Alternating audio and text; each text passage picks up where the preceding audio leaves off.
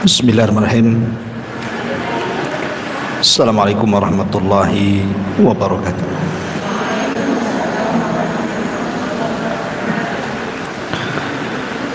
Alhamdulillah wassalatu wassalamu ala Rasulillah wa ala alihi wa sahbihi wa mawalah wa la hawla wa la quwata illa billahi wa ba'du.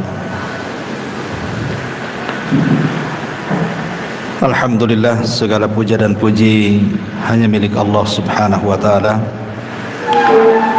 Salawat dan juga salam kita hadiahkan kepada Rasul kita Nabi besar Muhammad sallallahu alaihi wa ala alihi wasallam. Pembahasan di pagi hari ini, insyaallah kita akan membahas seputar renungan kematian. Dan ini pembahasan seputar alam barzah, dari mulai kematian, kemudian masuk ke alam barzah.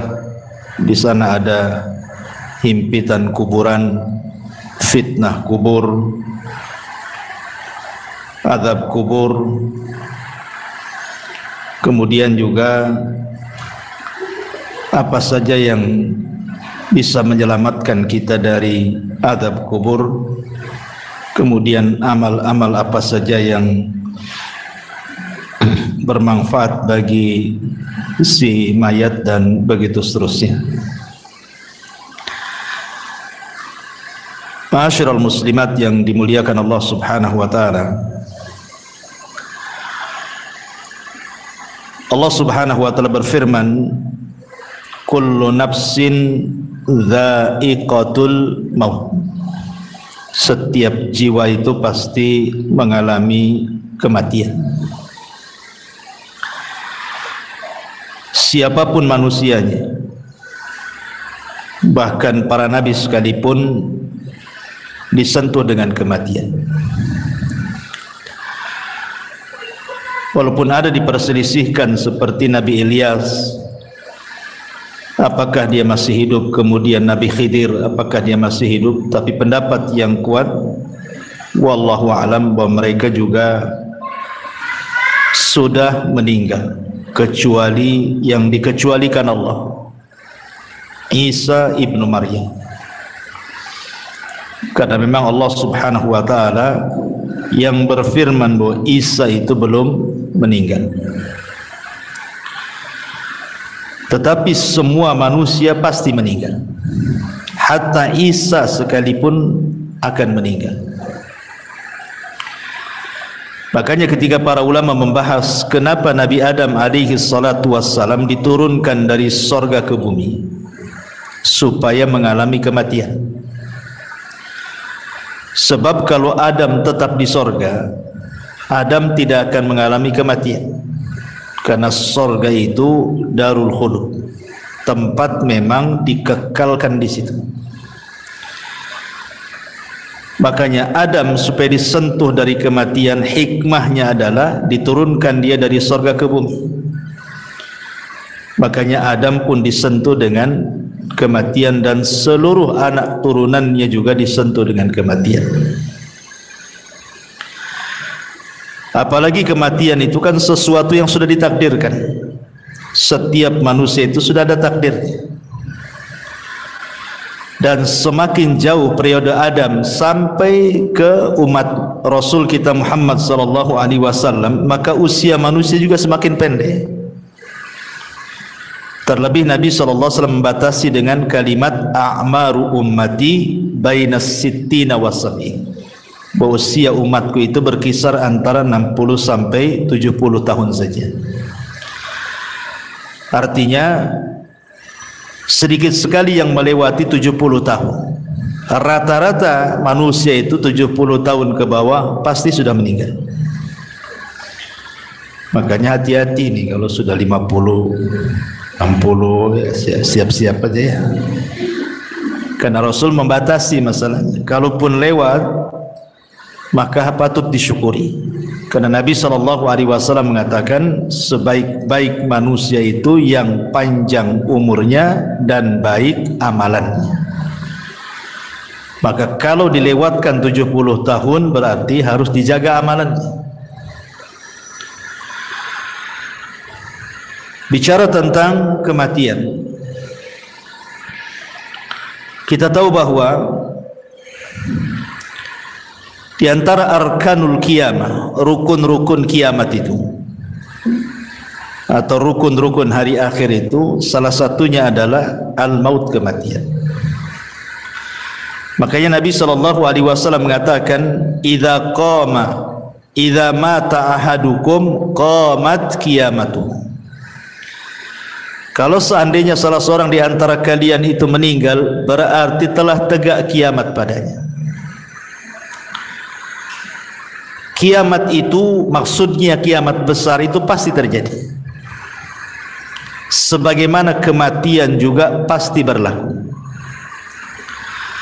Tetapi dari dua perkara ini yang jelas-jelas adalah kematian. Yang pasti, itu pasti adalah kematian. Sebab kiamat besar itu belum pasti kapan terjadinya. Karena Nabi SAW sendiri ketika ditanya oleh malaikat Jibril kapan kiamat, Rasul tidak jawab kan. Rasul hanya mengatakan mal mas'ulu anha bi'a'lama minas sa'il. Orang yang ditanya tidak lebih paham daripada orang yang bertanya. Maknanya Rasul dan Jibril sama-sama tidak tahu kapan kiamat. Tapi kalau kematian itu sudah kepastian. Kenapa? Karena Rasul sudah membatasi umur antara 60 sampai 70 tahun, sedikit yang melewati itu, kata Nabi. Lah dari sini karena kematian jauh lebih pasti dibandingkan kiamat, maka sudah selayaknya manusia itu punya persiapan.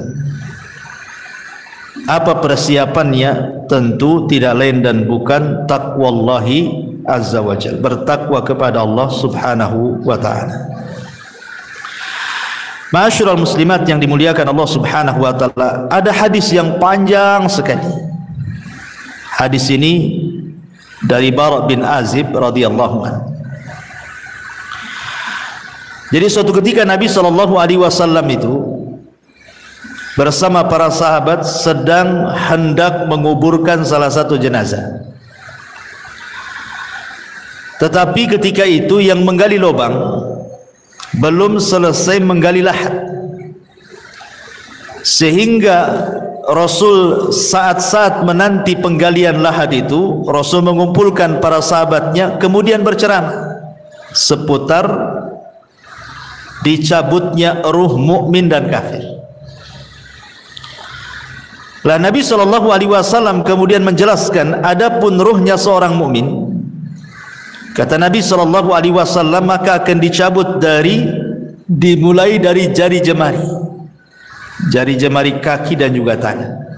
Jadi ruh itu tercabut dari jari jemari dulu, kemudian naik ke atas sampai kemudian di tenggorokan. Lah apabila ruh itu sudah berkumpul di tenggorokan, maknanya ruh tidak mungkin dikembalikan. Kalau ruh sudah sampai di tenggorokan, ruh tidak mungkin dikembalikan lagi ke badannya. Inilah isyarat firman Allah subhanahu wa ta'ala, hatta idza balagatit taraqi wa qila man ra. Hatta idza balagatit taraq, sampai ketika ruh itu di tenggorokan, maka Allah katakan apa? Wa qila man ra. Siapa yang bisa meruqyah dia? Maksudnya mengembalikan ruh ke dalam jasadnya gitu. Tidak ada. Dari sini Rasul mengatakan bahwa tobat seorang hamba tertutup dan tidak ada guna apabila ruh sudah sampai di tenggorokan. Kata Nabi SAW, innallaha yakbalu taubata abdin ma lam yugharghir. Allah itu masih menerima tobatnya seorang hamba sebelum ruh berada di tenggorokan. Kenapa demikian? Karena tadi ruh tidak bisa dikembalikan. Makanya ada dua waktu tobat itu diterima. Pertama, ruh belum mengumpul di tenggorokan. Yang kedua, matahari belum terbit dari arah barat. Kalau dua perkara belum terjadi, maka ada kesempatan tobat. Tapi kalau dua waktu sudah terjadi, maka tobat tertutup. Kemudian Nabi SAW mengatakan, apabila ruh dicabut itu tabi'ahul basar, jadi pandangan kita mengikuti. Ruh itu kan keluar dari mulut kita, kemudian keluar, nanti mata ini mengikuti ruh tercabut. Makanya setiap orang yang meninggal pasti melotot matanya karena mengikuti pandangannya. Makanya disunahkan ditutup supaya tidak mengenakuti orang. Lah disitulah Allah Subhanahu wa ta'ala mengutus malakul maut dan rusulul maut. Jadi ada dua malaikat. Pertama malakul maut yang memang tugasnya hanya mencabut nyawa, dan malakul maut itu bukan satu malaikat seperti Jibril, satu malaikat kan, Mikail satu malaikat, Israfil satu malaikat. Malakul maut ini jumlahnya banyak. Karena setiap hari yang mati itu kan bukan satu orang. Satu dunia ini bisa ratusan bahkan ribuan. Kalau terjadi bencana seperti kemarin di Turki kan, itu bisa ribuan tuh dalam satu hari itu. Kemudian yang kedua ada namanya rusulul maut. Seperti Allah Subhanahu wa ta'ala mengatakan, tawaffathum rusuluna. Maka Allah Subhanahu wa ta'ala mewafatkan mereka dengan mengutus rasul-rasul kami. Lalu apa tugasnya rasul-rasul maut itu? Malaikat-malaikat utusan kematian itu, ada yang menyiapkan kain kapan dari sorga kalau dia ruhnya seorang mukmin. Ada yang menyiapkan hanut. Hanut itu maksudnya minyak wangi. Dan ada tugasnya membisikkan di telinga orang yang sedang sakaratul maut. Sebagaimana Allah Subhanahu wa ta'ala berfirman di dalam Al-Quranul Karim, surah Ibrahim ayat atau surah Fussilat ayat 30. Allah mengatakan, innal ladzina qalu rabbuna Allah thumma istaqamu tatanazzalu alaihimul malaikatu alla takhafu wa la tahzanu wa abshiru bil jannati allati kuntum tu'adun. Orang-orang yang mengatakan Rabb kami Allah, kemudian mereka istiqamah, maka turun padanya para malaikat saat menjelang wafatnya, kemudian membisikkan di telinganya, jangan takut, jangan sedih, berbahagialah, karena sorga sudah menanti untukmu apa yang Allah janjikan kepadamu. Dalam ayat yang lain surah An-Nahl 31-32 Allah mengatakan, yaquluna salamun alaikum udkhulul jannata bima kuntum ta'malun. Keselamatan bagi kalian, masuklah kalian ke dalam sorga karena apa yang kalian kerjakan. Makanya kemudian Nabi SAW mempermisalkan saking lembutnya malaikat pencabut nyawa. Ketika mencabut nyawa ruhnya orang yang beriman itu dipermisalkan seperti tetesan air yang terakhir keluar dari mulut teko. Makanya sering saya istilahkan kan Bu, kalau ada ibu punya teko diisi air yang banyak, kemudian kita tuang, otomatis deras sekali itu, karena masih banyak airnya. Tapi kalau isi teko itu tinggal satu tetes, kemudian kita tuangkan seperti ini, tentu yang satu tetes itu akan mengalir dengan pelan, karena tinggal satu tetes masalahnya. Pelan sampai masuk di moncong teko, kemudian netes di ujung teko kan. Lah Rasul sallallahu alaihi wasallam mempermisalkan seperti itulah lembutnya ruh seorang mukmin ketika dicabut. Seperti tetesan yang terakhir. Saking lembutnya dari jemari naik terus ke badan sampai ke tenggorokan, sampai kemudian keluar dari mulut seorang mukmin. Tetapi walaupun demikian, yang namanya kematian itu pasti ada sakaratnya. Setiap kematian itu pasti ada keperitannya, ada rasa sakit. Dan itu dialami Nabi SAW. Kalau Nabi saja mengalami, apalagi kita. Nabi yang mengatakan wa inna lil mauti la sakarat. Rupanya dalam kematian itu ada sakaratnya, ada rasa sakitnya. Yang terkadang tidak ada yang tahu rasa sakit itu kecuali Allah Subhanahu wa taala. Tetapi tentu rasa sakit yang diterima oleh seorang mukmin saat detik akhir wafat dia, boleh jadi itu adalah penggugur dosa yang terakhir. Boleh jadi rasa sakit yang dialami di dia itu adalah penggugur dosa terakhir dia. Artinya sebuah kebaikan, bukan sebuah keburukan. Tapi rasa sakit yang dialami orang kafir, munafik, fasik boleh jadi awal azab bagi dia. Terkadang kita bisa melihat ada orang koma itu berbulan-bulan disiksa oleh Allah Azza wa Jalla karena dosanya kan itu. Tapi ada orang mati itu rasanya enak nengoknya gitu. Senyum, bisa mengucapkan kalimat la ilaha illallah, tahu-tahu sedang sujud meninggal, tahu-tahu sedang ibadah meninggal, tahu-tahu baca Quran pula dia meninggal kan. Macam-macam orang meninggal. Tapi yang jelas bahwa ketika tugas malaikat maut hanya mencabut ruh itu saja selesai, maka yang bertugas selanjutnya adalah siapa? Rusulul maut. Diletakkan ruhnya di kain kafan dari sorga, kemudian dibaluri minyak wangi dari sorga, kemudian dibalut, yang subhanallah dijelaskan dalam hadis itu bau minyak wangi dari sorga itu membumbung sampai ke langit, sehingga semua para malaikat di langit itu bertanya, itu ruhnya siapa itu? Maka malaikat yang bertugas membawa ruh ini naik ke langit akan menyebutkan nama terbaik yang disukai dia ketika di dunia. Ruhnya fulan ibnu fulan. Makanya penting orang punya nama baik itu. Maka ketika ruh itu naik ke langit, disinilah Allah Subhanahu wa taala memberikan kemuliaan kepada ruhnya seorang mukmin dengan menyuruh para malaikat penjaga langit itu untuk membuka pintunya, karena langit itu kan punya pintu. Jadi naik ke langit pertama dibuka pintunya, naik ke langit kedua dibuka pintunya, ketiga, keempat sampai ketujuh, sampai melewati langit ketujuh. Entah sampai mana wallahu alam, tidak dijelaskan, tapi yang jelas kemudian Allah Subhanahu wa taala berfirman kepada ruhnya seorang mukmin ini, letakkan kembali ruh kepada jasadnya, kemudian naikkan catatannya fil illiyin. Artinya ruhnya seorang mukmin itu akan berjumpa dengan Allah. Dan perjumpaan kita dengan Allah itu di 4 tempat kan sudah saya jelaskan.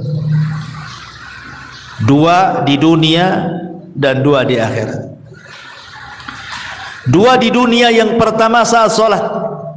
Itulah saat perjumpaan kita dengan Allah. Sebenarnya saat solat itu adalah saat perjumpaan kita dengan Allah. Karena Allah yang mengatakan, wa innaha lakabiratun illa 'alal khashiin. Solat itu berat kecuali bagi orang-orang yang khusyuk. Kemudian Allah tafsirkan dalam Al-Quran, siapa orang-orang yang khusyuk itu? Alladzina yadhunnuna annahum mulaqu rabbihim, orang-orang yang yakin bahwa mereka sedang berjumpa dengan Allah. Kemudian yang kedua, ini saat sakaratul maut ini, saat ruh dibawa oleh malaikat rusulul maut ke melintasi langit ketujuh, itu juga berjumpa dengan Allah.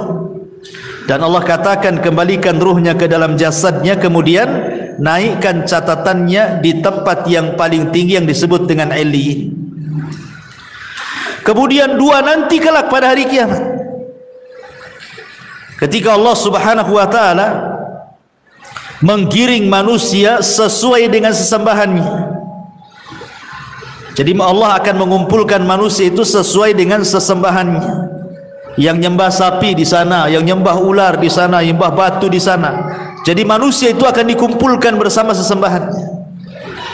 Ketika semua manusia dikumpulkan bersama sesembahannya, disitulah Allah Subhanahu wa taala akan menampakkan siapa yang menyembah kepada dirinya.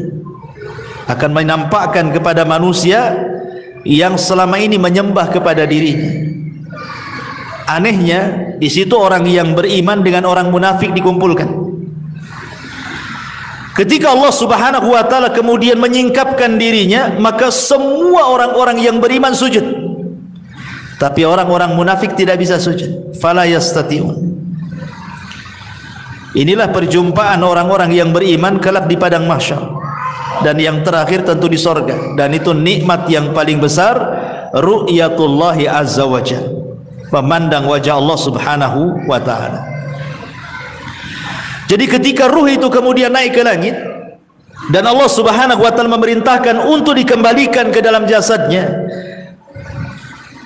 kapan itu peristiwa ini? Ketika manusia sibuk sedang fardu kifayah. Jadi ketika mayat meninggal, ruh diangkat itu kan orang-orang sibuk tuh, ada yang memandikan, ya kan? Ada yang mengkafankan, ada yang menyolatkan. Jadi mayat itu sendiri yang sudah tidak ada ruh itu sibuk sedang di fardu kifayahkan, sementara ruh itu punya kesibukan sendiri, gitu maksudnya. Baru setelah kemudian selesai menyolatkan, kemudian ruh ini dimasukkan ke dalam jasadnya dimasukkan ke dalam keranda, kemudian menuju kuburan, ya kan? Maka ruh ini kemudian masuk di situ. Kalau ruhnya orang-orang yang beriman, maka akan bicara, qaddimuni qaddimuni, segerakan aku katanya. Jadi ketika berada di atas kendaraan itu, keranda itu, maka ruhnya orang yang beriman itu yang masuk ke dalam jasadnya, dia akan bicara, tapi tidak ada yang mendengar. Ya, walaupun mungkin suaminya, istrinya, ayahnya, anaknya, nggak ada yang mendengar. Walaupun dia teriak-teriak qaddimuni qaddimuni gitu, segerakan aku. Tapi kalau ruhnya orang kafir, ruhnya orang munafik, ruhnya orang-orang fasik, dia akan berteriak-teriak, celaka kalian, celaka kalian. Ya wailaha aina tadhhabun, celaka kalian, mau dibawa kemana aku ini, katanya. Ini kalau ruhnya orang jahat nih, mereka akan mengatakan, ya wailaha aina tadhhabuna biha, hendak dibawa kemana aku ini. Subhanallah, kata Nabi SAW, yasma'u sautuha atau yasma'u sautaha kullu syai'in, segala sesuatu mendengar teriakannya, illal ins, kecuali manusia. Manusia tidak mendengar. Jadi ketika ruh sudah menyatu dengan jasadnya, kemudian dibawa ke arah kuburan dan hendak dikuburkan itu, dia berteriak-teriak. Binatang mendengarnya, semua makhluk mendengarnya, kecuali manusia dan jin tidak bisa mendengar. Tetapi kalau ruhnya orang baik, tadi saya katakan apa? Dia akan mengatakan qaddimuni qaddimuni, segerakan aku katanya. Subhanallah kan? Justru senang orang-orang yang beriman itu suruh disegerakan. Dari sini Nabi SAW mengatakan apa? Asri'u bil janazah, segerakan kalian memfardu kifayahkan jenazah. Kenapa demikian? Wa in taku salihatan fa khairun tuqaddimuna. Kalau memang ini orang baik, maka anda sudah berlaku kebaikan kepada orang ini dengan menyegerakan. Wa in taku ghaira dzalik, tapi kalau tidak demikian, maksudnya dia orang jahat, fasyarrun tadhauna fi riqabikum, itu sama saja meletakkan keburukan di rumah kalian. Maka segerakan. Mau orang baik segerakan, mau orang jahat segerakan. Kalau orang baik berarti kebaikan bagi si mayat, kalau orang jahat sama saja meletakkan kejahatan di rumah. Maka segerakan. Dan si mayat juga ngomong begitu, qaddimuni, segerakan aku katanya. Tapi kalau orang jahat dia mengatakan, ya wailaha aina tadhhabuna biha, mau dibawa kemana aku katanya. Akhirnya kemudian ketika betul-betul sudah dimasukkan ke liang lahat, si mayat ini sempat mendengar suara terompah. Orang-orang yang mengantarkannya itu masih mendengar dia. sampai ketika sayup-sayup semakin jauh karena meninggalkan dia. Ketika sudah les, sudah enggak ada suara lagi, maknanya dia sudah ditinggal. Dari sini kata Nabi SAW, yang pertama kali meninggalkan si mayat itu apa? Hartanya. Yang pertama kali meninggalkan si mayat itu hartanya, baru setelah itu keluarganya.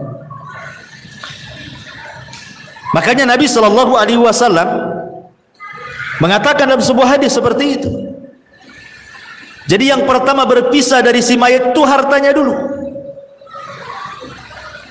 Coba sekaya apapun orang mati itu, kalau dia sudah meninggal, tetap saja kain kafannya yang murah kan gitu. Walaupun dia miliarder sekalipun, tetap saja kain kafannya yang murah, yang putih. Tidak ada juga orang kaya dikafani dengan kain kafan yang mahal kan. Dari sini hartanya terputus. Percuma punya uang tapi juga tidak bisa digunakan. Kemudian yang kedua, keluarganya. Setelah mengantarkan ke kuburan, baru keluarganya pulang. Disitulah terpisah dengan keluarganya, baru dia hidup sendiri. Makanya Nabi SAW ketika menjelaskan tentang seputar kuburan itu, Nabi SAW mengatakan dalam hadis Abi Hurairah radhiyallahu anhu, kata Nabi SAW, anna imra'ata sauda kana taqumul masjidah. Ada wanita berkulit hitam itu biasa menyapu di masjid Nabi SAW.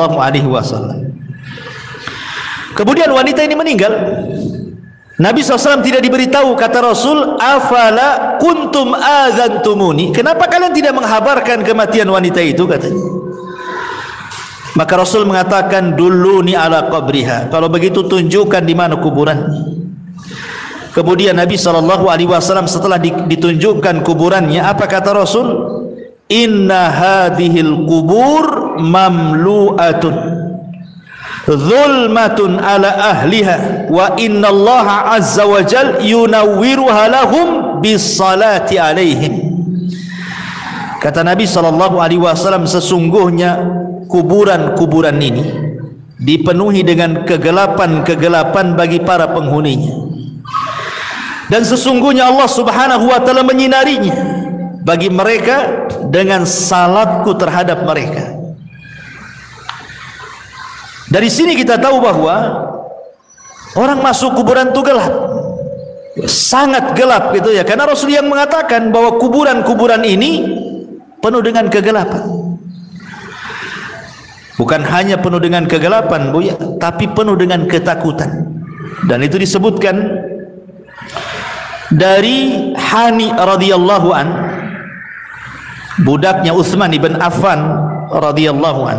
Dia berkata, kana Utsman idza waqafa ala qabrin baka hatta yablu lihiyatahu.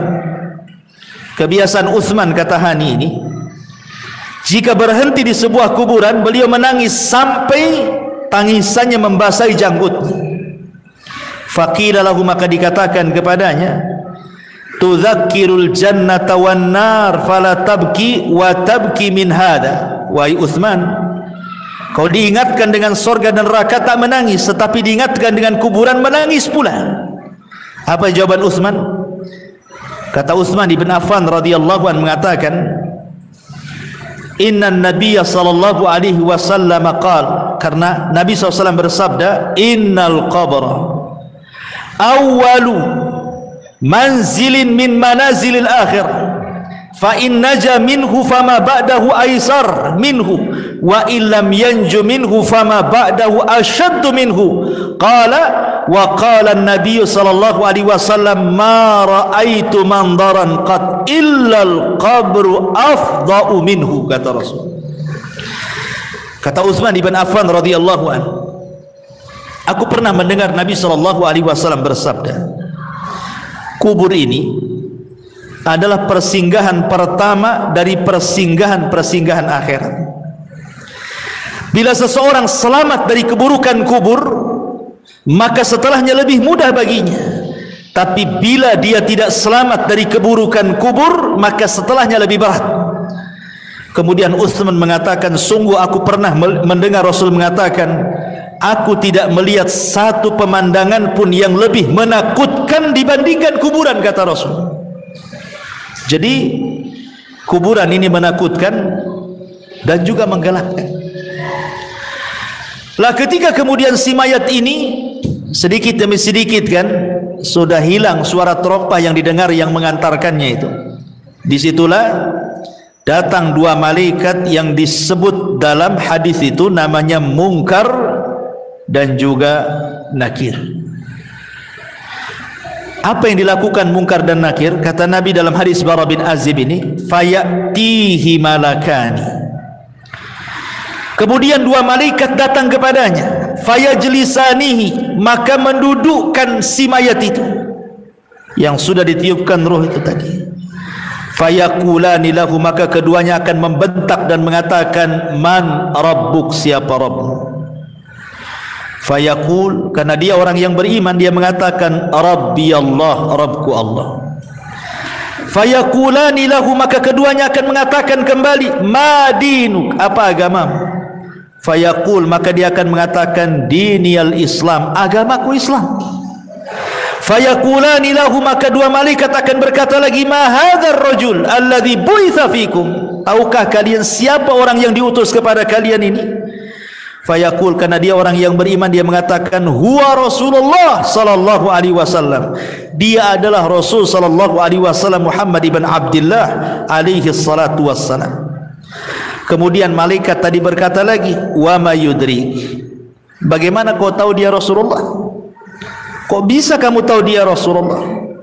Fayaqul, maka dia mengatakan, qara'tu kitab Allah fa amantu bihi wa saddaqtu, aku membaca Al-Quran, ku beriman dengan Quran, ku benarkan Quran. Fayunadi munadin fis sama, ketika dia bicara seperti itu, maka tiba-tiba ada penyeru dari langit, ang sadaqa abdi, hambaku telah benar, hambaku telah benar dengan jawabannya. Apa yang terjadi? Karena hambaku telah benar, maka fafrishuhu minal jannah wa albisuhu minal jannah waftahu lahu baban minal jannah, lapangkan kuburannya, hantarkan pakaian dari sorga, buka pintu-pintu sorga kepadanya. Kemudian dikatakan, fayatihi min rauhiha wa tibiha, maka tiba-tiba ketika pintu sorga itu dibuka, semerbak harum dari sorga itu kemudian masuk ke dalam kuburannya, kuburannya menjadi harum ya. Kemudian ketika itu, wa yufsahu lahu fi qabrihi madda basarihi, tiba-tiba kuburannya diluaskan sejauh mata memandang. Jadi kalau ibu naik di atas ketinggian kemudian melihat gitu ya, sampai di mana, itulah maksudnya sejauh mata memandang itu.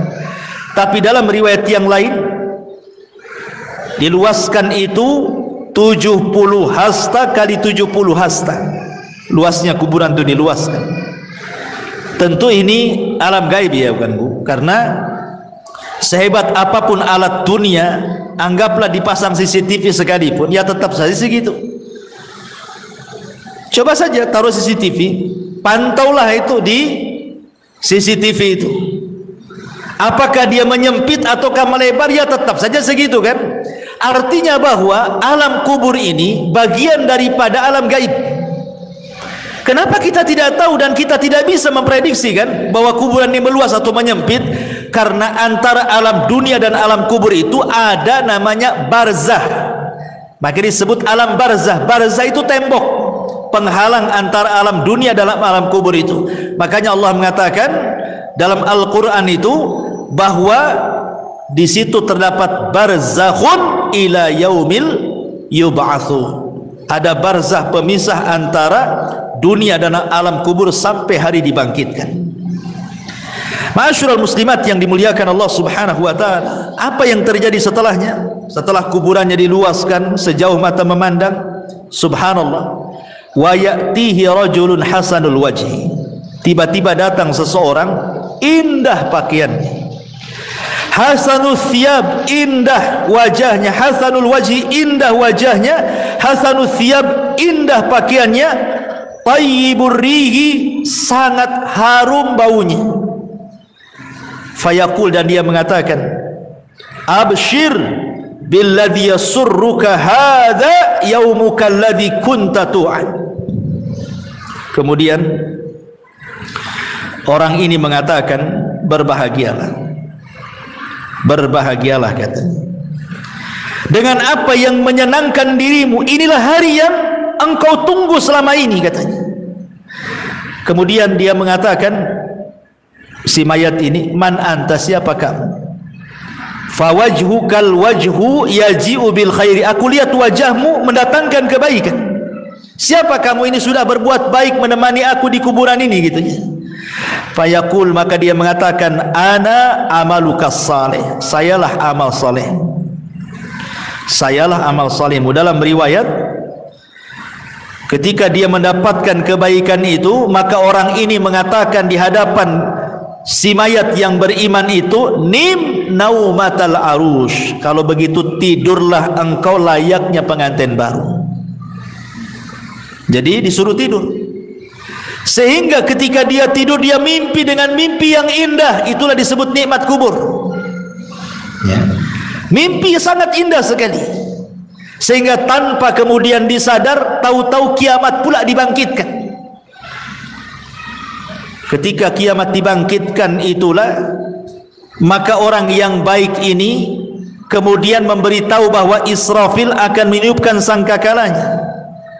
Kemudian orang ini mengatakan, siapa kamu ini sebenarnya? Maka orang baik ini mengatakan, ana amalukas saleh, sayalah amal solehmu.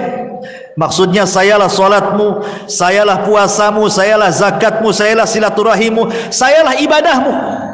Jadi ibadah itu akan menemui kita di kuburan, sebagaimana kita akan menjumpai Allah Subhanahu wa ta'ala di 4 tempat yang saya jelaskan. Kita juga akan menjumpai amal soleh kita di 4 tempat juga sama. 2 di dunia, 2 di akhirat kan itu ya. Adapun di dunia kita bisa rasakan amal soleh kita kan.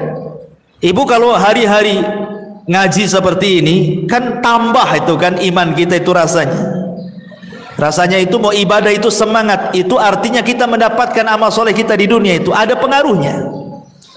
Sebagaimana orang maksiat kan ada pengaruhnya bukan? Futur, malas gitu ya kan. Maka amal soleh juga kita bisa dapati gitu ya, dengan semangatnya kita beribadah. Karena iman dalam definisi ahli sunnah itu yazidu bi ta'ah, bertambah karena ketaatan. Kita bisa rasakan itu. Kemudian yang kedua, di sini dalam kuburan ini kita akan mendapatkan amal soleh kita dalam wujud manusia,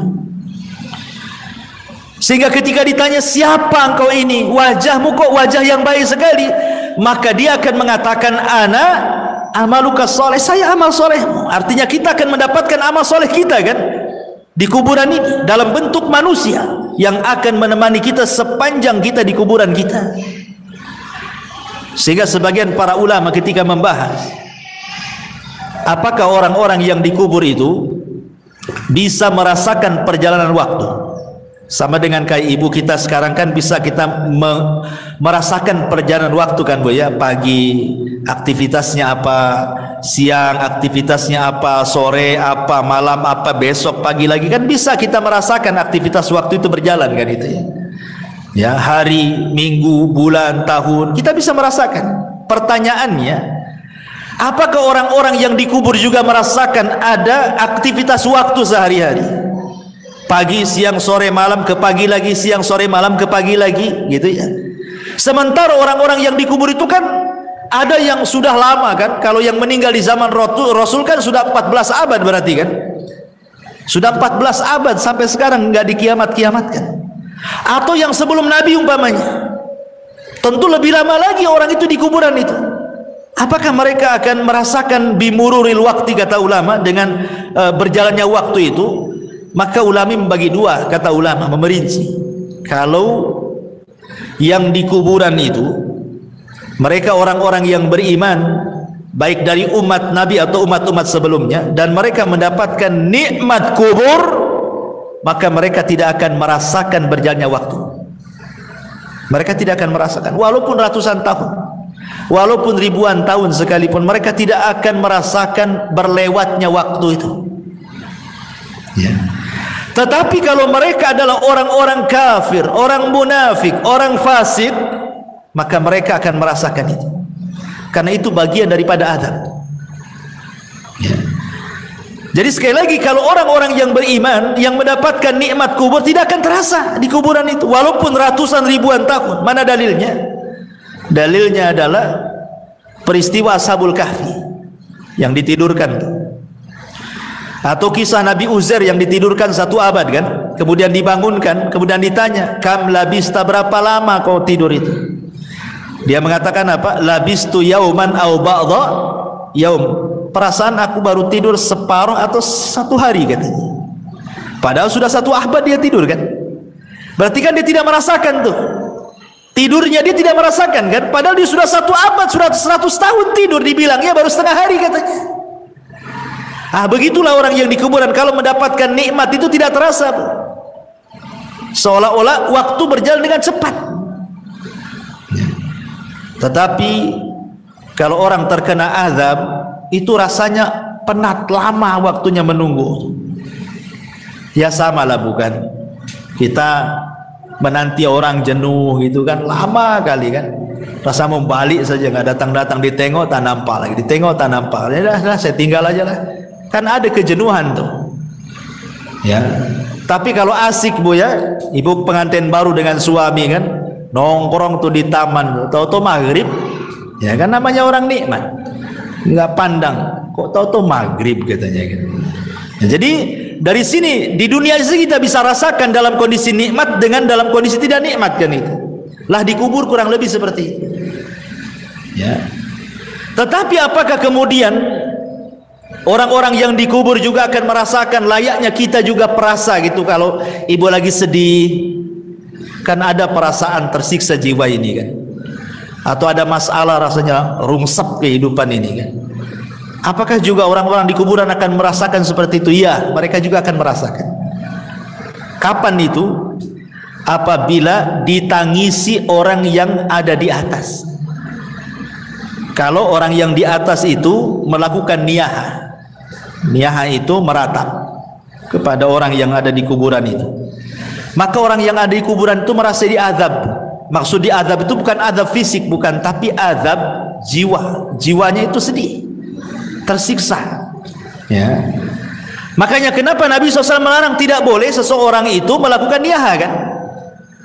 Karena mayat itu yu'adzab, akan diazab, kata Nabi SAW, biniyahatil hayyi, karena niyahahnya, meratapnya orang yang hidup kepada orang si mayat, akan diazab.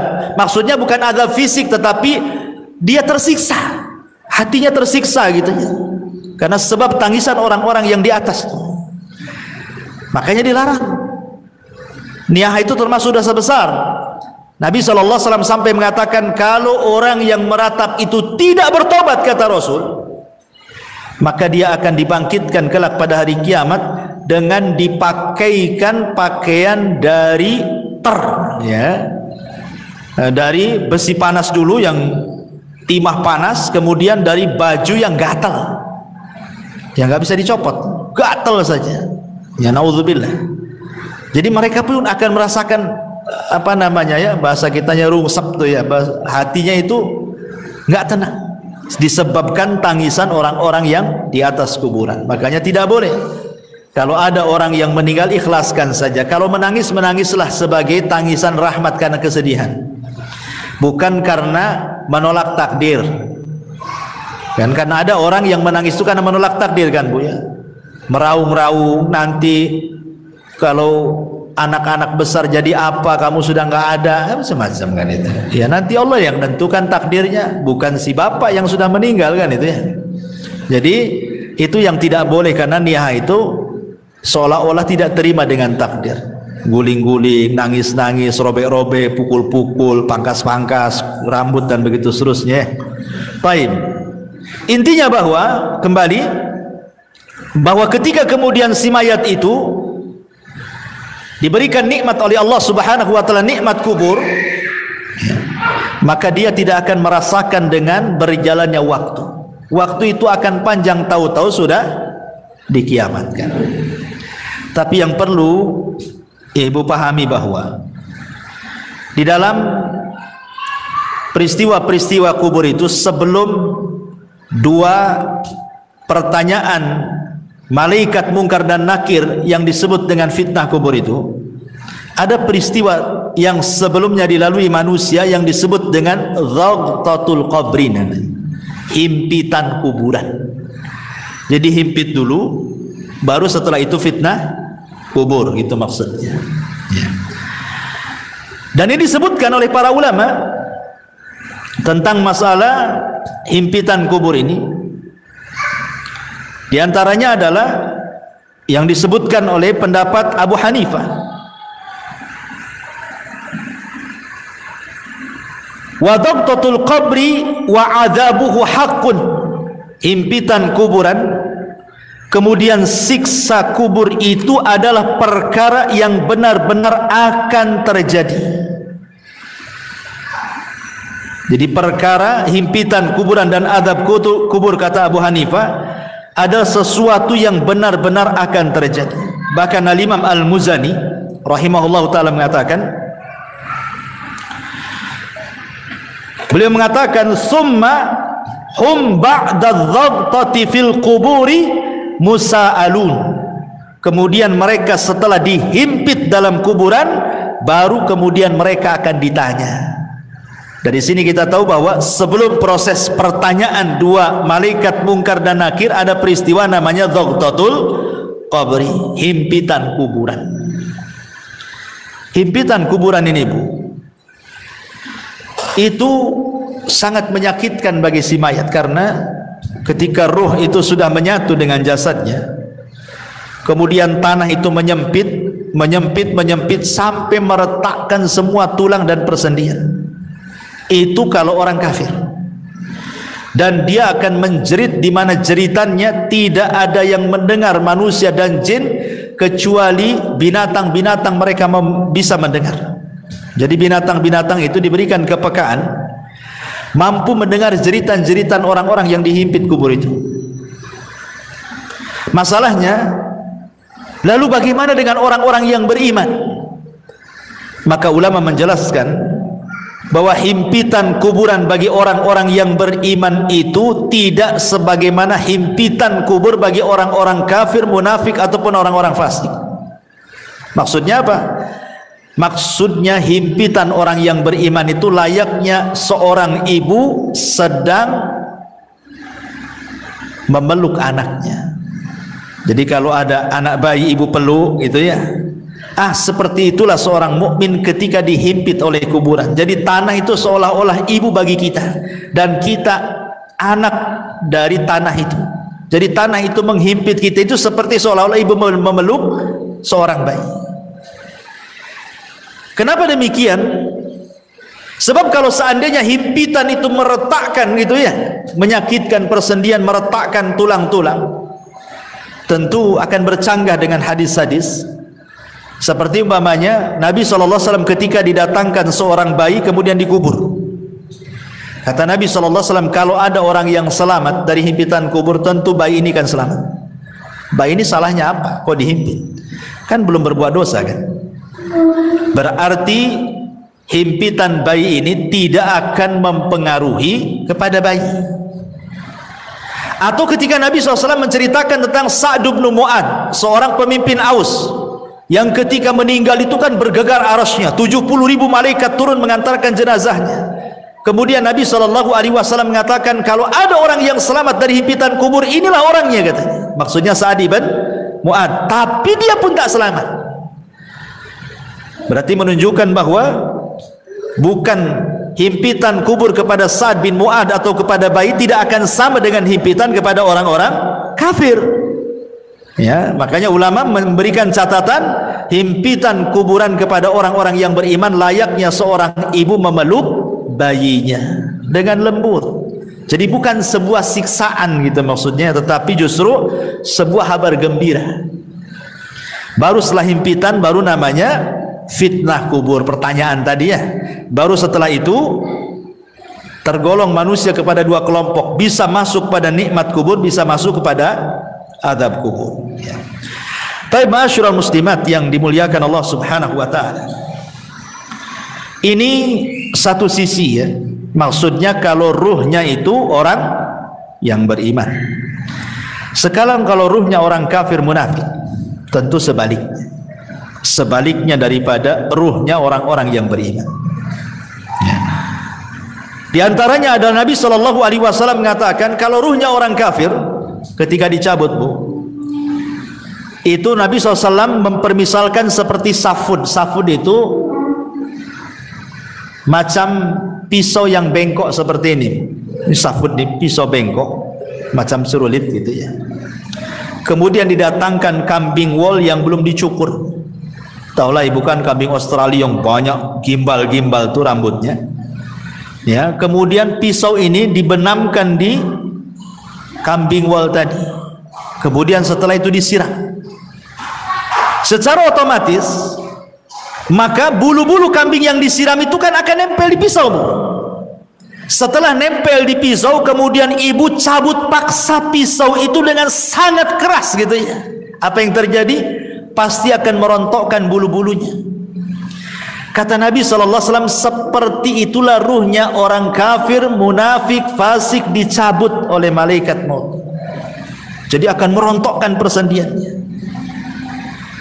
Karena ketika malakul maut mencabut ruhnya orang kafir, munafik, fasik itu, maka rusulul maut akan menghembuskan dan menakut-nakuti di telinga orang-orang yang akan dicabut itu dan mengatakan, hei ruh yang busuk, ruh yang jahat, ruh yang jelek, keluar. Di sana kemurkaan dan kemarahan Allah sudah menantimu katanya. Gimana dia mau keluar ditakut-takuti seperti itu? Tentu tidak akan keluar.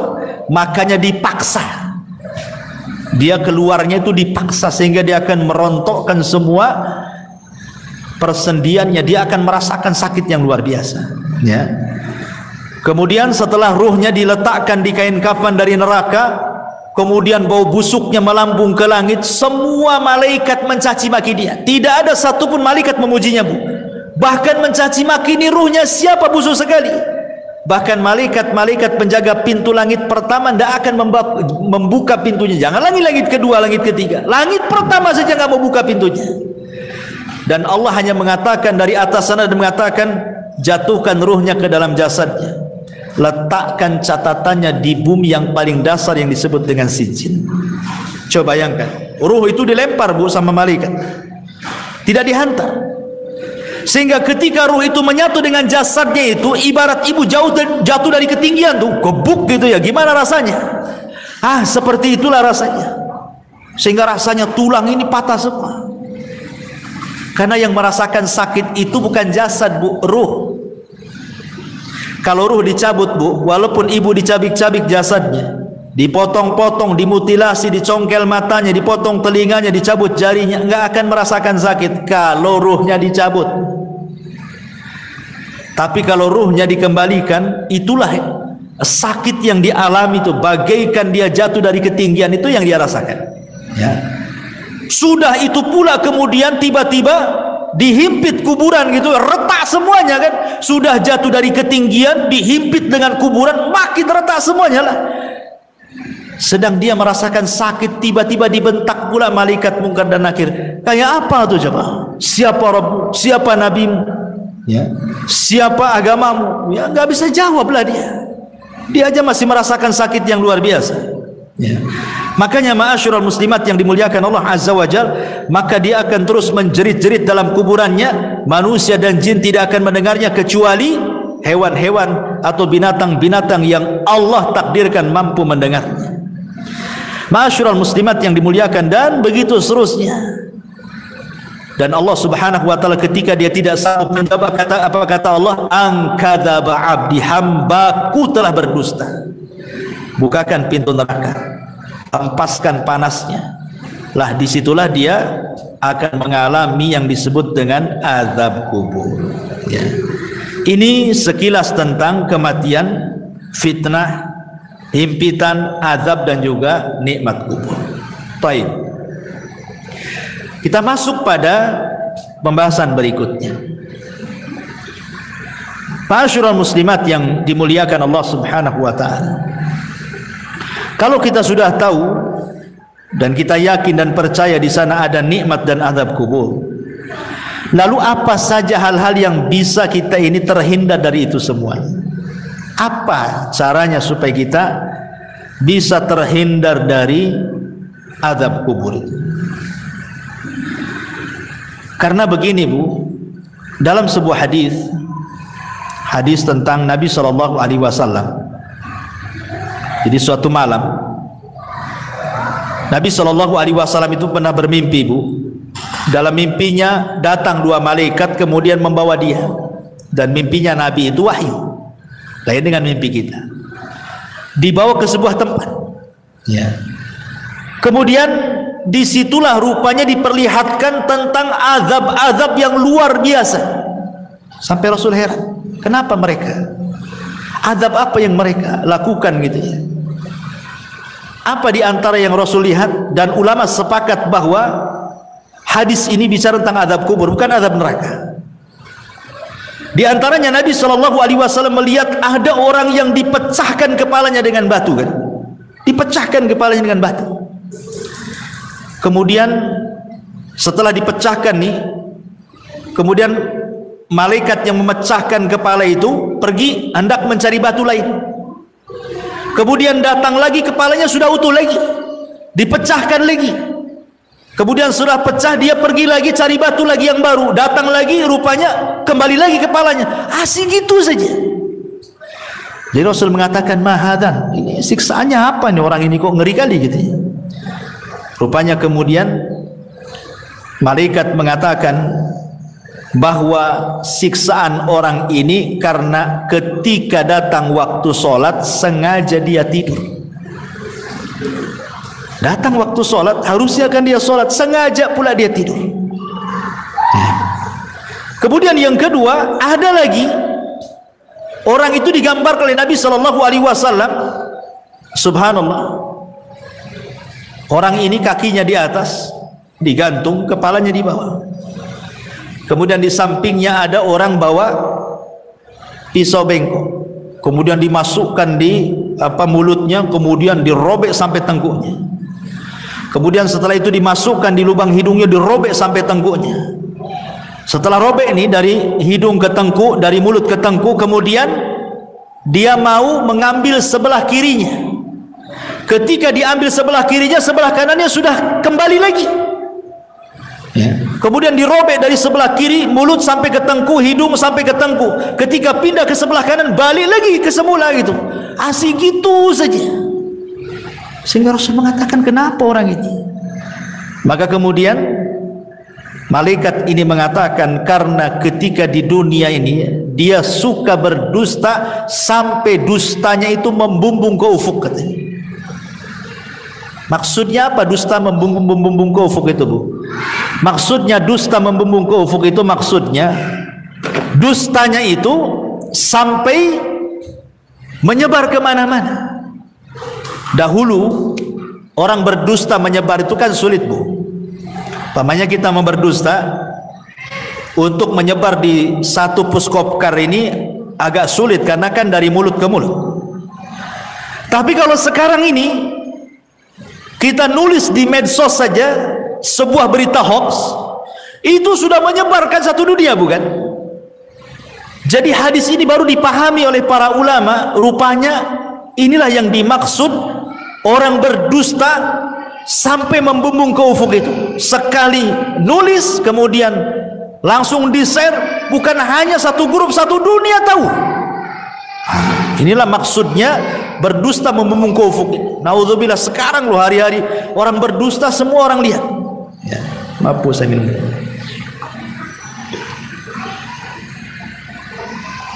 Kemudian juga ada juga Nabi SAW melihatkan ada orang yang telanjang. tidak pakai baju dan tidak pakai celana, telanjang bulat. Laki-laki dan perempuan rupanya berada di penggorengan kan, bejana, kemudian dibakar di bawahnya. Dia tidak bisa keluar dari bejana itu, kepanasan luar biasa. Ketika ditanya, rupanya mereka adalah para pezina. Kemudian Rasul melihat lagi ada danau semua darah, bukan air tapi darah. Jadi ada orang yang berenang di tengah tuh, berusaha ke pinggir tidak bisa, karena setiap ke pinggir ada malaikat yang menyuapkan dengan batu. Akhirnya ke tengah lagi, ke pinggir disuapin batu lagi, ke tengah lagi, tersiksa orang ini. Ketika ditanya, rupanya mereka adalah para pemakan riba. Ya. Kemudian juga ada separuh jasadnya bagus, separuhnya jelek. Jadi jasad kesininya cantik, kesininya busuk gitu ya. Ada dua wajah gitu ya, dua badan, satunya jelek, satunya bagus gitu ya. Ketika kemudian ditanya siapa mereka, mereka lah yang mencampur adukan antara amal saleh dengan perbuatan jahat, mencampur adukan yang hak dengan yang batil ya. Kemudian ada juga kaum itu kukunya banyak gitu, kukunya itu dari nuhas, disebutkan dari besi, kemudian dicakar-cakar oleh sendiri itu sampai terkelupas daging dari tulangnya itu dicakar sendiri. Rupanya ketika ditanya siapa mereka, kok bisa mencakar-cakar badannya sendiri sampai terkelupas daging dari tulangnya, kemudian malaikat, merekalah orang-orang yang suka membicarakan aib orang lain ya. Merekalah orang-orang yang suka membicarakan aib orang lain. Dan banyak lagi, Rasul menjumpai aneh-aneh siksaan orang-orang itu. Dan ulama mengatakan ini bukan siksaan neraka, ini siksa kubur ya. Apa penyebabnya coba? Penyebabnya banyak. Tadi sudah disebutkan di sini. Di antaranya orang yang tidur saat waktu sholat. Kemudian orang yang berdusta sampai membumbung ke langit. Kemudian orang yang makan riba. Kemudian orang yang berzina. Kemudian orang yang membicarakan aib orang lain alias ghibah ya. Itu semua adalah bagian daripada penyebab-penyebab azab kubur. Termasuk juga Rasul pernah lewat di sebuah kuburan. Rasul mendengar orang-orang itu diazabkan. Kemudian Rasul mengambil pelepah kurma, dibelah jadi dua, kemudian diletakkan di satu kuburannya, yang satunya satu kuburan. Kata Rasul, mudah-mudahan sebelum kering pelepah ini bisa meringankan azabnya kan. Kemudian sahabat bertanya, kenapa orang itu wahai Rasul? Kata Rasul, yang satu karena suka ngadu domba kan, itu namimah, sana sini ngompori orang. Yang satunya pula kalau dia cebok tidak bersih. Dia tidak pernah menghindar dari membersihkan najis saat buang hajat kecil ataupun hajat besar. Ini naudzubillah ma'asyiral muslimat yang dimuliakan Allah Subhanahu wa taala. Ini adalah di antara penyebab-penyebab orang mendapatkan azab kubur. Taib, kalau ini penyebab-penyebabnya, lalu siapa orang-orang yang akan terhindar dari azab kubur itu? Pertama, orang yang terhindar dari azab kubur adalah orang-orang yang mati syahid. Dan itu berdasarkan hadis, ma balul mu'minin yuftanuna fi kuburihim illa syahid. Ya Rasulullah, mengapa kaum mukminin diuji dalam kuburan kecuali yang mati syahid? Maka Rasul mengatakan, kafa bi barikatis suyuf ala ra'si fitnah.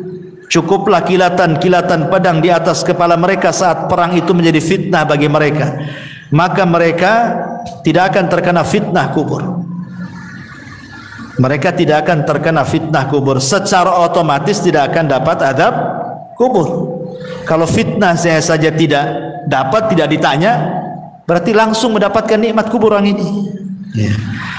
Kemudian juga setiap orang yang meninggal sedang bertugas jaga di jalan Allah, mungkin di perbatasan negara Islam dengan negara kafir gitu, atau saat berperang dia menjaga tentara gitu. Kemudian juga meninggal di hari Jumat kalau dia orang soleh.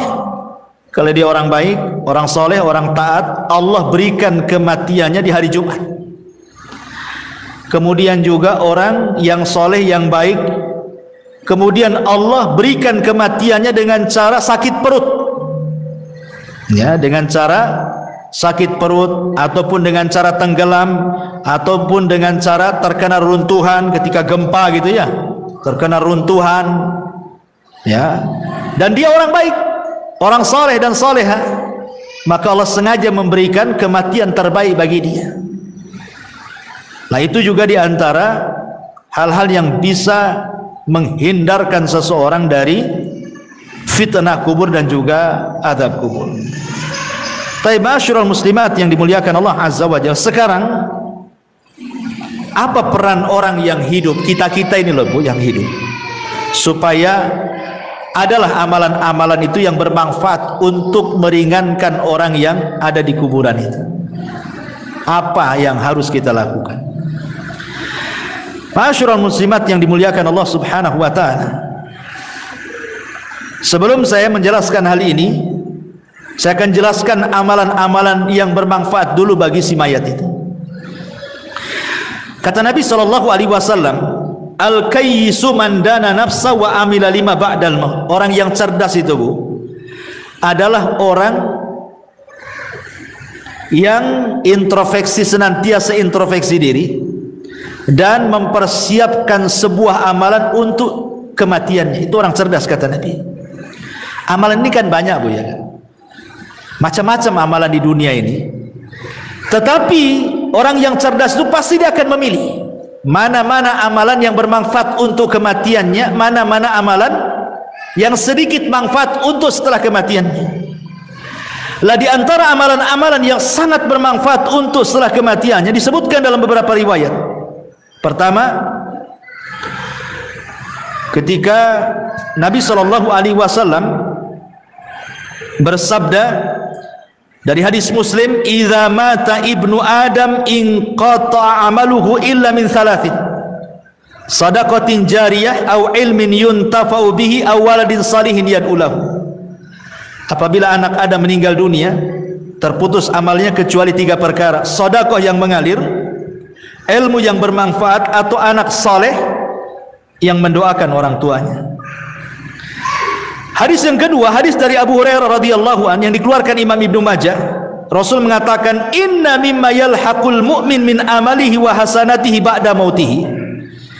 Sesungguhnya yang sangat bermanfaat bagi seorang mukmin dari amalannya setelah kematiannya dan dari kebaikannya setelah kematiannya, pertama, ilman 'allamahu wa nasyarahu. Ilmu yang ibu pelajari, kemudian ilmu itu didakwahkan ibu dan ibu sebarkan.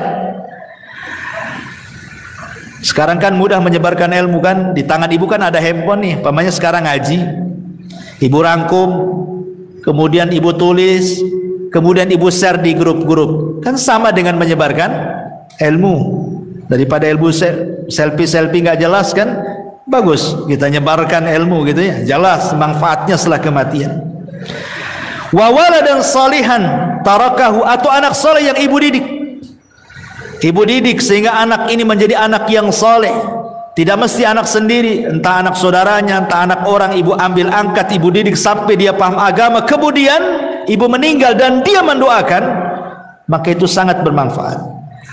Wa mushafan warathahu, atau ibu mau wakaf mushaf, beli mushaf di pasar 1-2 mushaf, cari masjid yang nggak ada mushafnya, taruh di situ supaya orang baca, ya. Atau mungkin ada saudara-saudara kita yang belum punya mushaf, ya, ibu bisa datang ke orang-orang yang nggak punya mushaf, ibu belikan mushaf, ibu kasih dia supaya baca. Itu sangat bermanfaat. Au masjidan bana, atau masjid yang sedang dibangun, ibu ikut nyumbang supaya cepat terbangun masjidnya.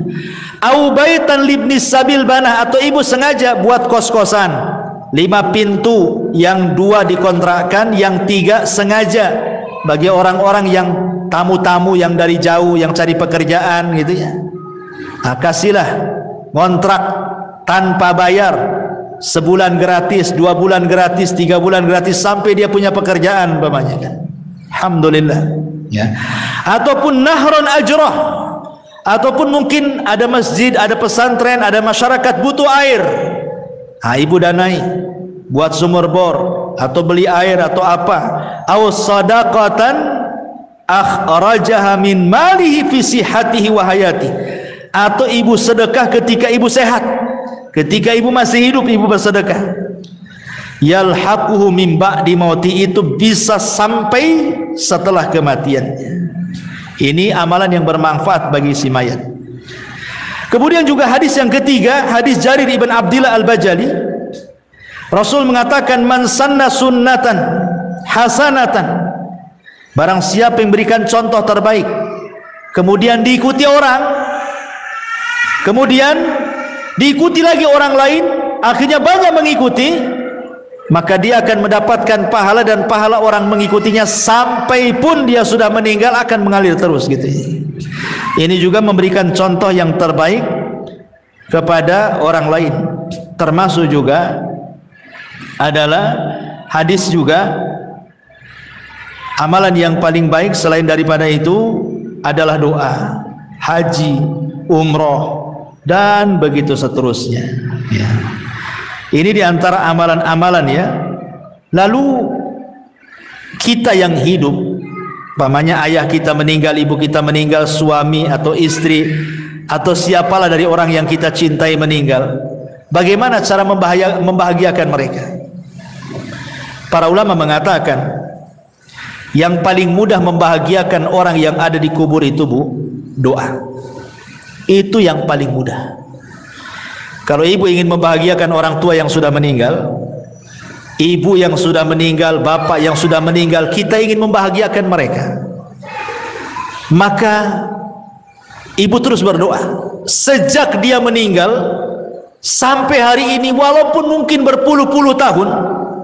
Berdoalah dengan 3 kata. Apa itu? Allahumma gfir lahu, ya Allah ampuni dosanya. Maka dia sangat bahagia Bu kalau ibu ngomong begitu. Yang kedua, Allahumma arhamhu, ya Allah kasihi dia, rahmati dia. Itu sangat bahagia kalau dia mendengarnya. Yang ketiga, Allahumma tsabithu, ya Allah tetapkan dia. Yusabbitullahu alladhina amanu bil qauli tsabit, ya Allah mantapkan jawabannya supaya jangan salah ya.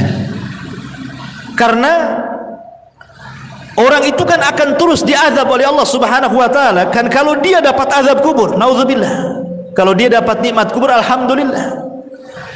Lah orang-orang yang diazab itu mereka juga menunggu-nunggu kita gitu ya, doa-doa kita itu. Karena itu bisa meringankan azab mereka. Dengan kita berdoa kepada Allah, ya Allah ampuni dosa dia, rahmati dosa dia, mantapkan dia ya Allah, berikan dia kemudahan di situ. Itu sangat bahagia si mayat itu. Bahagia sekali. Termasuk juga yang kedua setelah doa, sedekah. Sedekah itu membahagiakan orang mati. Ibu ada uang, nampak ada masjid, saya sedekah untuk orang mati. Nampak ada orang fakir miskin, anak yatim, sedekah untuk orang mati. Nampak ada orang yang perlu kita bantu, sedekah untuk orang mati. Dan begitu seterusnya Bu. Itu sangat bahagia orang si mayat itu. Itu sebenarnya yang bisa membahagiakan orang yang sudah mati itu. Doa dan sedekah. Itu yang sudah jelas-jelas. Ya, adapun yang lain kan jadi perselisihan para ulama, seperti baca Quran itu jadi khilaf ulama. Nah, kita kan cari yang jelas-jelas saja, yang tidak ada khilaf ulamanya di situ. Ya. Jadi itu diantara hal-hal yang bermanfaat bagi si mayat. Yang paling penting adalah doa dan juga sedekah. Dan ingat, jangan sampai niyah. Itu akan menyakiti hati dia. Jangan sampai niyah, meratap. Makanya kenapa dalam Islam itu wanita dilarang sering-sering datang kuburan kan? Bahkan Rasul mengatakan la'anallah zawarat, dalam riwayat zuwarat al-kubur. Allah melaknat wanita-wanita yang suka ziarah kubur. Maksudnya suka ziarah kubur ini karena bahasanya pakai siagul mubalaghah. Zuwarat atau zawarat itu menggunakan siag al-mubalaghah, artinya yang sering-sering. Boleh sekali-kali tapi jangan sering-sering. Karena sering-sering ziarah kubur itu akan menggugah sehingga orang itu takut meratap Ya, meratap itulah yang tidak boleh. Makanya cukuplah para wanita ini berdoalah dalam solat-solat, dalam sujud, terutama dalam sujud ya. Itu yang paling efektif dalam sujud, karena kedekatan kita dengan Allah itu saat sujud. Minta saat sujud, minta saat sepertiga malam. Itu sangat bahagia orang-orang yang ada di kuburan dengan doa-doa kita kepada mereka, dan itu yang dinanti-nanti. Nah, ini juga diantara hal-hal yang berkaitan dengan hal-hal yang bisa membahagiakan mereka. Wallahu alam. Saya kira cukup, sudah hampir setengah 12. Taib, sebelum saya tutup, kalau ada yang bertanya silakan.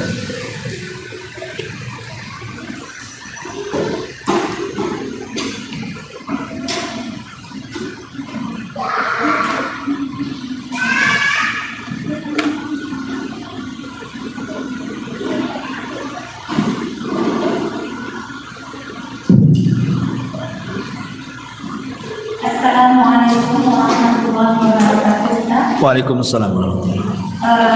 Di bab yang setelah oleh kita lebih tempat, terus pada bab pengaruh orang merasa di kuburan, maka orang yang meninggal akan merasakan tidak tenang. Yang anda tanyakan bukan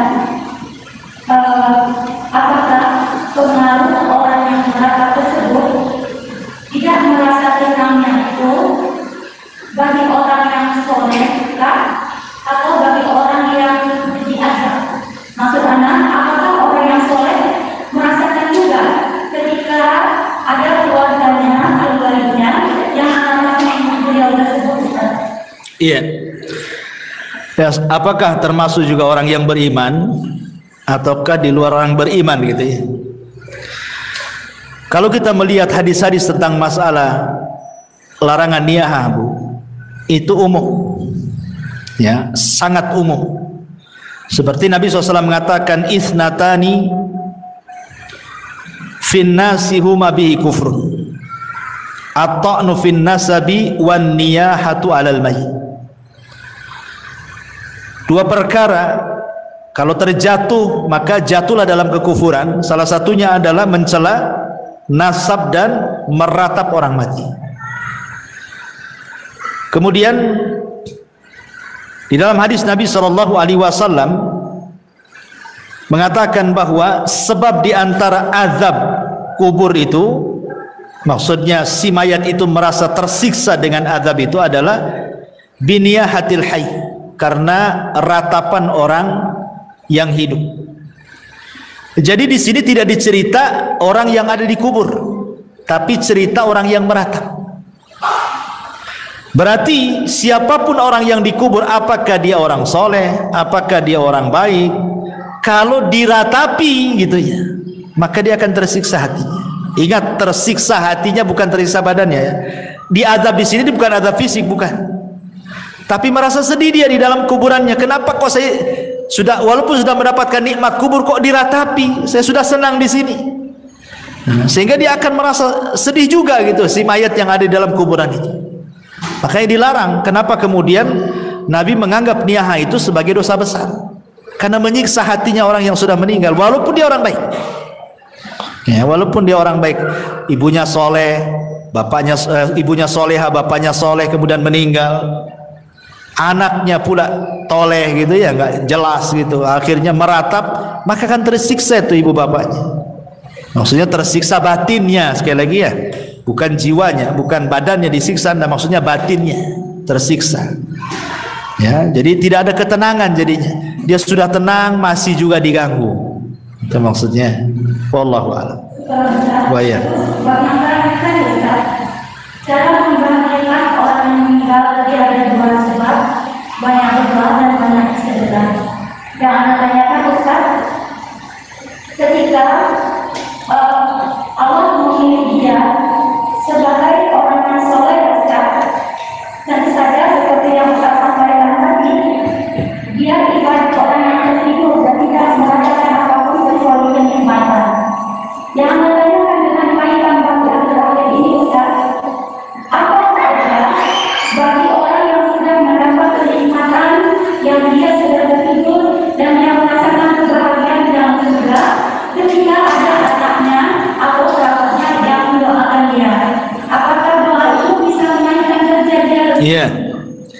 Tentu kalau dia mendapatkan nikmat kubur kemudian kita doakan, kita kirim, maka itu sebagai syafaat, akan diangkat lagi derajatnya. Makanya ada seorang ibu dijelaskan dalam sebuah hadis itu, dia tidak banyak beramal, tiba-tiba diangkat derajatnya. Kemudian dia mengatakan, ya Rabb, aku kan tidak banyak beramal, kenapa kau angkat derajatku? Apa kata Allah? Bistighfari waladaki, karena istighfar anakmu kepadamu, diangkat derajat. Kalau dia orang baik, makin diangkat derajatnya dengan pengaruh doa-doa anak-anak yang soleh semasa hidupnya. Maksudnya begitu. Ya, wallah. Iya.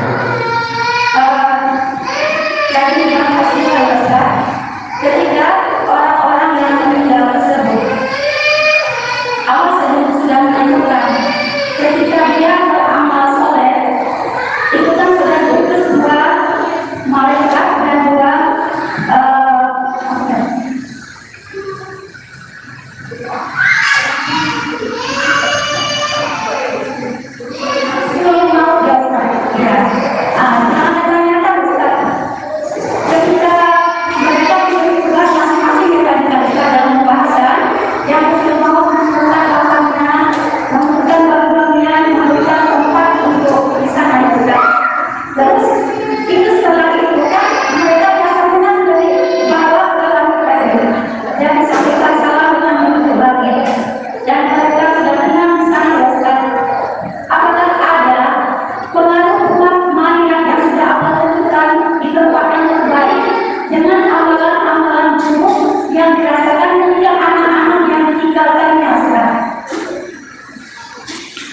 ya, alhamdulillah. Kalau dia orang baik kemudian anak-anaknya tidak baik, itu kan disebabkan karena apa dulu ya kan?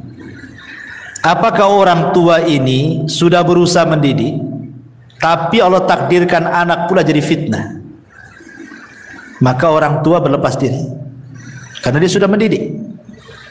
Pamannya dari kecil ibu sudah berusaha nyekolahkan di tempat yang baik, di pesantren, bawa guru ngaji, di rumahnya pun luar biasa. Setelah besar pula tiba-tiba orang tua meninggal, anaknya pula terkena pergaulan bebas, jahat, akhirnya futur, tidak istiqomah, akhirnya tidak soleh kan. Maka orang tua ini tidak ada hubung kait dengan anaknya. Sebagaimana Nuh alaihi salatu wassalam ketika berusaha mengajak Kan'an naik ke atas perahu, ya bunayyarkam ma'ana, naik wahai anak, tapi Kan'an tak mau. Akhirnya Allah mengatakan, sudah tinggalkan, innahu laisa min ahlik, dia bukan keluargamu lagi. Jadi kalau orang tua sudah berusaha mengarahkan tapi anak pula yang berbelok, itu orang tua tidak bisa disalahkan, artinya tidak akan menanggung dosa anak ya.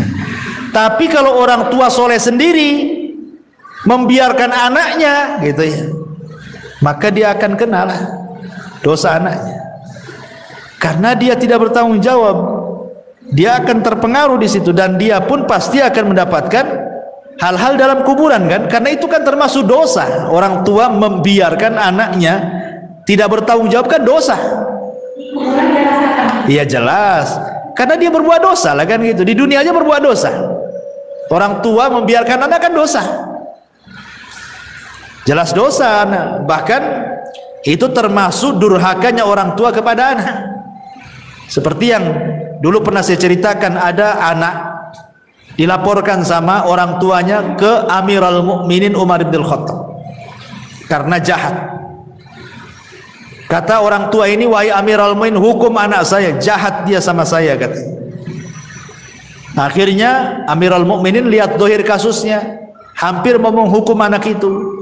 Kata anak itu cerdas, tunggu dulu wahai Amirul Mukminin, bisa enggak saya bicara kata. Kata Amirul Mukminin, bicara. Anak ini mengkiaskan, Amirul Mukminin saya enggak bercerita kata. Ada orang membeli seorang budak wanita, kemudian digauli budak wanita itu. Setelah hamil dia tidak suka kehamilannya, dia hanya ingin gauli saja. Lahirlah kemudian dari budak itu anak laki-laki. Karena tidak suka dari awal, tidak punya keinginan punya anak dari budak, akhirnya dibiarkanlah anak itu sampai besar, akhirnya jahat. Kira-kira wahai Amirul Mukminin, yang disalahkan bapaknya, tuannya, atau anaknya kalau itu jahat? Kata Amirul Mukminin, ya bapaknya lah salah. Kata anak itu kisah itu saya ini, kata. Maka Amirul Mukminin mengatakan, tutup kasusnya. Sebelum anakmu durhaka kepadamu, engkau sudah durhaka kepada anak. Kan itu ceritanya. Ya, jadi tidak semua durhaka itu berasal dari anak orang tua pada anak pun bisa durhaka gitu maksudnya. Ketika tidak mendidik kan, berarti kan dosa besar, dia melanggar karena tidak bertanggung jawab. Sementara Rasul mengatakan kullukum ra'in wa kullukum mas'ul, kalian itu pemimpin dan akan ditanya setiap kepemimpinannya kan. Ya jelas pengaruh itu, dosa anak itu akan terbawa kalau itu kesalahan orang tua. Ya, wallahu a'lam.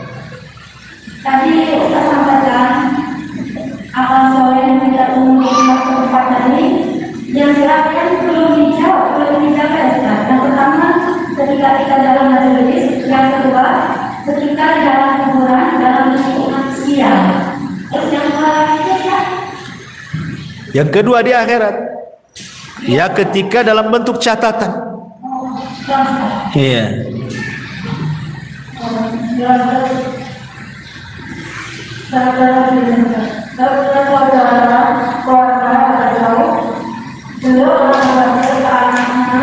Jangan sampai karena orang tua yang keluar, kemudian karena anaknya begitu ingin menjaga tersebut, kita nggak bisa mengapa boleh kalau tidak apa orang tuanya itu harta waris. Harta waris dibagi, dijual. Karena wasiat itu tidak boleh di atas kebatilan. Wasiat itu harus yang baik. Itu kan wasiat jangan dijual kemudian meninggal, nanti jadi ribut ahli warisnya. Ya kan, wasiat itu yang baik. Kalau yang tidak baik kan tidak perlu ditaati. Kalau sampai kemudian cerai-berai gara-gara warisan, sebaiknya nggak apa-apa melanggar wasiat, karena wasiatnya kan tidak sesuai dengan syar'i. Harusnya kan tidak begitu wasiatnya. Kalau saya mati bagi kan itu harusnya. Itu wasiat yang benar. Maka sebaiknya dibagi, Om. Kalau tidak masalah. Iya, sekarang generasi anak pertama mungkin tidak ada masalah. Nanti yang satu mati, kemudian datang pula anaknya. Yang namanya hidup ini kadang pasang surut. Kadang-kadang saya pernah menyaksikan, Bu, ada orang itu ketika ekonominya bagus, dia nggak mau harta waris, nggak mau. Cukup dengan yang ada saja. Allah takdirkan bankrupt dia, baru ngorek-ngorek waris. Artinya bahwa manusia itu pasti akan mengalami pasang surut kan. Ada orang yang ketika sehat merasa saya tidak perlu waris, ketika sakit nggak punya duit, mau berobat, melirik harta waris akhirnya kan. Butuh juga dia. Kalau yang lain menahan, zalim dia mau berobat gak ada duit, zalim jadinya. Orang ini mau berobat, apa dibiarkan dia mati nggak dicairkan warisannya? Itu sama dengan membunuh saudaranya. Ya sebaiknya makanya kata Rasul itu cepat waris itu dibagi, supaya satu bermanfaat bagi ahli waris untuk modal, untuk biaya perobatan, untuk pendidikan anak, atau manfaat bagi si mayat. Boleh jadi anaknya yang baik, dia dapat waris karena sudah kaya, warisan gak seberapa, saya sedekahkan sajalah untuk orang tua saya, kan jadi manfaat kan. Jadi manfaatnya itu bisa ke orang mati, bisa ke ahli warisnya. Itu kalau waris itu. Kalau tidak, banyak konflik itu, banyak bunuh-bunuhan gara-gara waris.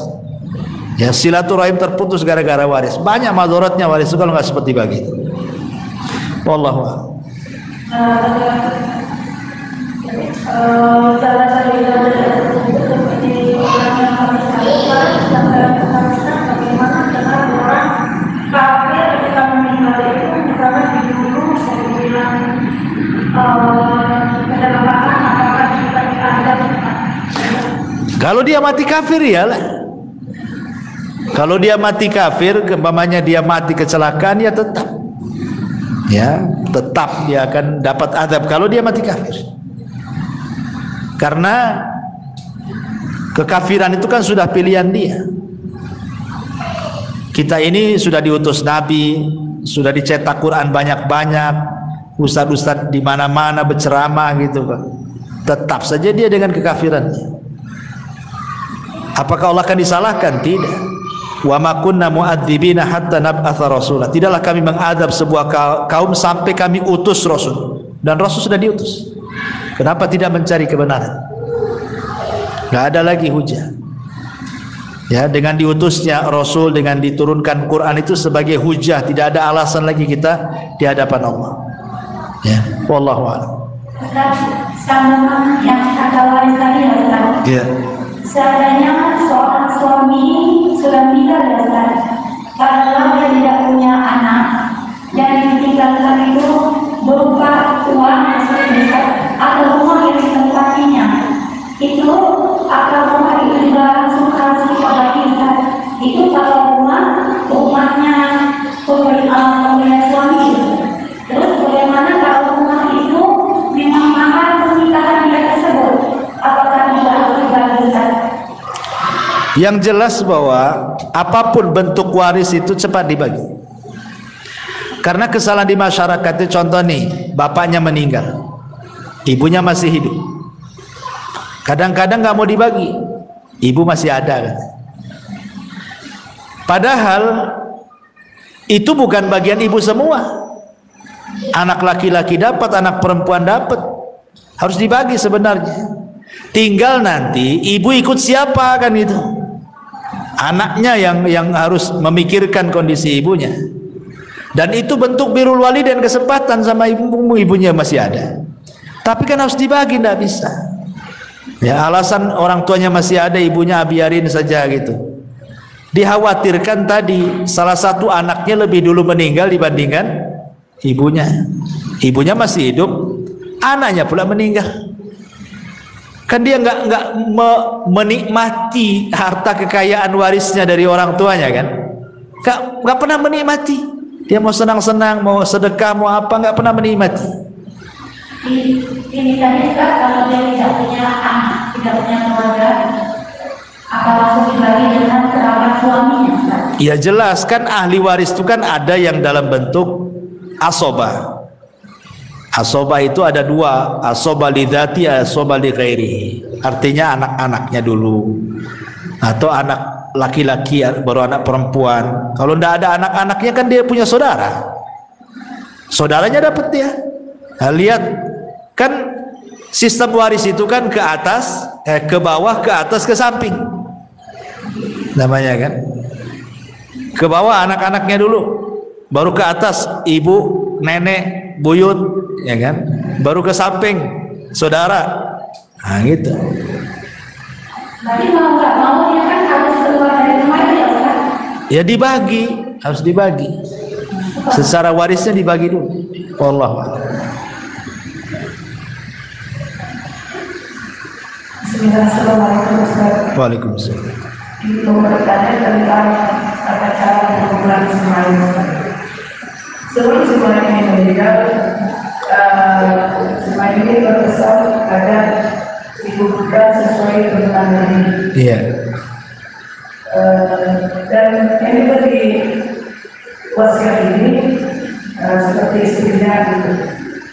Karena istrinya tidak memiliki kekuatan, jadi sama pihak keluarga itu dikumpulkan tidak sesuai sunnah. Itu apakah yang menjadi wasiat tadi mendapatkan dosa? Ya, alhamdulillah. Ya sebenarnya kalau ada wasiat itu kuat. Orang yang dapat wasiat memandikan itu dia sangat kuat posisinya. Umpamanya nih, ibu punya suami, kemudian sebelum meninggal tolong bilang sama Ustaz Abu Meroh, beliau yang mandikan. Berarti saya ini lebih kuat dibandingkan keluarga, karena saya pihak orang yang diwasiati, lebih kuat posisinya. Ya, harusnya kan pihak keluarga tahu. Nah, makanya kenapa wasiat itu kalau bisa perlu ditulis. Kalau sekarang mungkin direkam gitu ya, ada handphone kan. Nah, kadang keluarga nggak percaya kan, mana ada deh wasiat-wasiat, pandai-pandai kau aja katanya. Takutnya gitu pula kan. Makanya harus ditulis wasiat itu supaya dibaca oleh semuanya. Ya, kalau keluarga nggak percaya kan ada bukti itu. Datangkan orang pintar, para ustadz, nanti kan dijelaskan sama keluarga. Ya, karena masalah wasiat itu kan semua orang paham, takut melanggar wasiat itu. Ya. Sekarang masalahnya kalau wasiat hanya berbisi-bisi sebelum meninggal, dia berbisi, tolonglah kalau saya meninggal kau yang mandikan. Nah, tapi karena terkalahkan dengan keluarganya, akhirnya yang harusnya ibu mandikan, keluarganya pula yang lain atau orang lain fardu kifayah yang lain mandiin kan itu. Ya minimalnya ibu ikut mandikan di situ. Ikut mandikan di situ. Nah, sebagai bentuk pengamalan wasiat tadi. Karena sebenarnya kalau itu suami istri yang berhak memandikan ya pasangan masing-masing. Nah, jadi kalau meninggal istrinya, suaminya mandikan atau sebaliknya, karena hanya dua orang inilah yang berhak melihat aurat dari ujung kaki sampai ujung kaki. Yang lain tidak boleh. Ya. Yang boleh memandang aurat semuanya itu hanya suami ke istri atau istri ke suami. Kalau yang lain memandikan itu agak ribet karena harus ditutup auratnya kan. Walaupun anak-anaknya, tetap kalau dia sudah balik ditutup kan gitu. Tapi kalau suami istri bisa terbuka semuanya. Jadi yang lain hanya pamannya naruh saja gitu ya. Ya istrinya kan bisa. Ya namanya kan telanjang kan lebih luas mandikannya. Yang penting sudah diletakkan di tempat kerandanya kan, bisa sendiri asal sudah ditaruh, karena dia leluasa namanya. Lain dengan kalau yang orang lain kan harus ditutup auratnya dulu, minta diguling sana sini, gak repot. Sementara kalau suami ke istri atau istri kepada suami, lebih leluasa dia memandikannya itu. Harusnya kan seperti itu harusnya, tapi kan ternyata tidak seharusnya. Ya rupanya dimandikan orang lain kan. Pertanyaannya tadi, apakah yang diberi wasiat berdosa gitu kan pertanyaannya. Kalau yang memberi wasiat kan sudah meninggal, cemana dia berdosa? Otomatis kan apakah yang diwasiati kalau tidak melaksanakan berdosa? Ya jelaslah kalau dia tidak melaksanakan dan dia tidak ada uzur. Lain kalau uzur memang sakit, dia tidak bisa memandikan atau jauh, tolonglah pamannya orang Amerika, tolong Ustaz Abu Mereng mandikan. Saya ke Amerikanya kapan kan itu? Ada uzur kan? Atau sakit atau apa lain? Lo nggak ada uzur gimana kan? Ya harus dimandikan dia. Kalau nggak ada uzur. Dan dia berhak namanya istrinya kepada suami itu, suaminya kan lebih berhak sebenarnya. Maksudnya lebih punya power gitu kan? Ini suami saya. Gitu.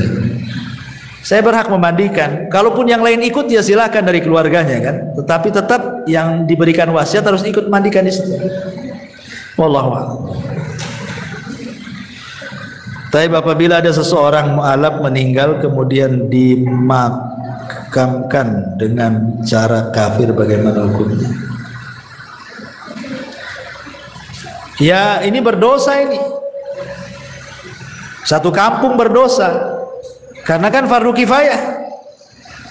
Kalau seandainya nih orang Zatu Puskopkar nih, ada orang muslim meninggal, anggap mu'alaf, kemudian dibiarkan dikembalikan ke keluarganya yang kafir, berdosa semua. Kenapa? Karena fardu kifayah itu kalau ada yang melaksanakan sebagian, gugur bagi yang lain. Tapi kalau seandainya tidak ada yang melaksanakan, berdosa semua ya. Kecuali kalau memang dari pihak keluarga maksa kan, ini anak saya, kalian yang nggak usah ikut-ikut kan. Sementara kita tidak punya pemerintah yang kuat menekan bahwa seorang muslim tidak boleh lagi dimandikan oleh keluarganya yang kafir kan, ya itu kan darurat namanya. Ya, tapi kalau kita biarkan jelas-jelas dia seorang muslim tidak dimandikan, berdosa semua lah. Karena fardu kifayah itu yang kalau sudah dilaksanakan sebagian berarti gugur bagi yang lain. Kalau tidak dilaksanakan berdosa semuanya. Alhamdulillah. Ya, wallahu a'lam. Ya saya kira cukup. Hampir jam 12. Subhanallah bihamdika asyhadu an la ilaha illa anta astaghfiruka wa atubu ilaik.